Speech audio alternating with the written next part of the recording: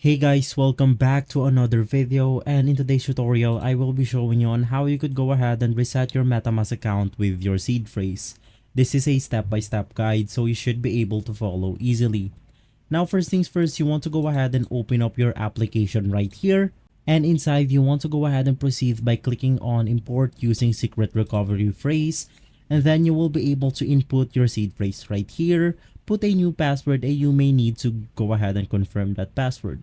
Now, you could just go ahead and put your seed phrase right here. Let me just go ahead and do that for you. And after that, you will now be able to type your new password. I'm just gonna go ahead and type 123123 right here as an example. 123123. Go ahead and click on import. If the seed phrase is right, you may be able to import or recover your account in Metamask. And as you could go ahead and see, congratulations, you've successfully protected your wallet. Remember to keep your secret recovery phrase safe. It's your responsibility. Go ahead and click on done, and in that way, you will be able to recover your account in Metamask with seed phrase.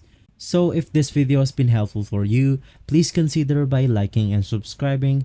I will make sure to see you again next time, and as always, thank you.